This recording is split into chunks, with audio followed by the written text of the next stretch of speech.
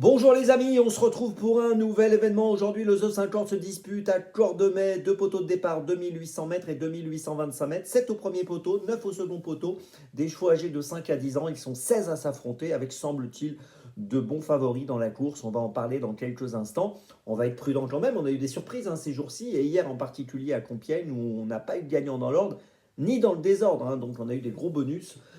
Bon, là aujourd'hui, on a quand même le sentiment qu'on a des favoris qui tiennent la route. On va en parler dans quelques instants. Je vais vous donner bien sûr mon choix en 6 pour ce The 5 ordres et tous les paris associés, jeux simples, jumelés, trio, etc.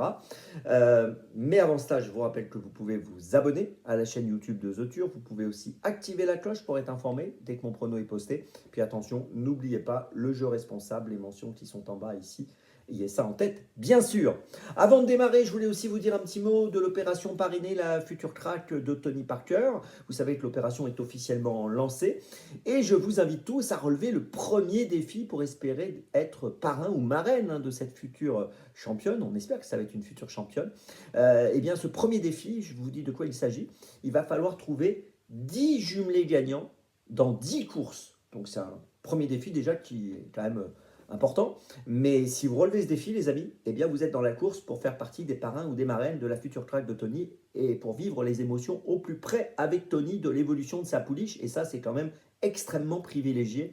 Donc bonne chance à tous. Si vous voulez plus d'informations sur ce premier défi, vous allez sur theturf.fr, vous allez sur l'onglet promotion et vous avez toutes les indications. En tout cas, bonne chance à tous. Allez, on y va pour le prono. Eh bien, écoutez, en tête, aujourd'hui, j'ai placé le 11 Ibiki Duel. Alors, je ne suis pas très original, c'est un cheval qui est favori aujourd'hui de la presse, favori des parieurs, mais c'est dur d'aller contre lui. Il est associé à Eric Raffin, qui le connaît par cœur. Il vient de finir 5e du prix à l'ATA, après une petite absence de 6 semaines. C'était correct, le 19 avril. Il avait bien couru à Vincennes le 1er mars en terminant 2e du prix Émile Alix Courbois, derrière l'excellent Hino du Lupin. Donc voilà, logiquement, dans cette course, il est capable de renouer avec la victoire.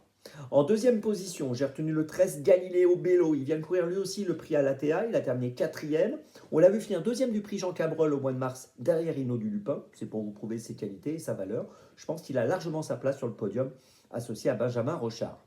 En troisième position, j'ai retenu le 2 Gold Star qui est en forme. Il vient de gagner le prix Ocrat le 12 avril sur 2850 mètres à Vincennes. 5 courses cette année en 2024, 5 fois dans les 5. Il doit encore une fois faire parler de lui.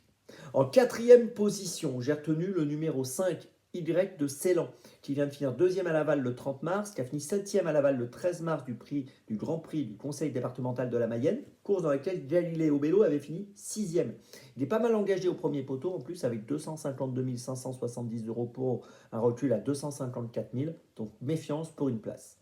En cinquième position, j'ai retenu le 7 Falco du Douai. Alors lui a fini 3e du prix Holcrat derrière Gold Star, c'était le 12 avril, donc c'est une ligne intéressante. On l'a vu finir 4e à Laval le 30 mars, quand Y de Ceylan avait terminé 2e, donc là encore une ligne intéressante. Et il est pas mal engagé au premier poteau, puisqu'il a lui 252 930 € de gain pour un recul à 254 000. Et puis en sixième position, j'ai placé le numéro 10, Dream, associé à Mathieu Abrivard, qu'on a vu finir 4e du prix Jean Cabrol, course dans laquelle Galileo Bello avait fini 2e au mois de mars, donc ligne là encore intéressante. On l'a vu finir aussi 2e derrière Ibiki de Well au mois de janvier à Vincennes, il ne faut pas l'oublier.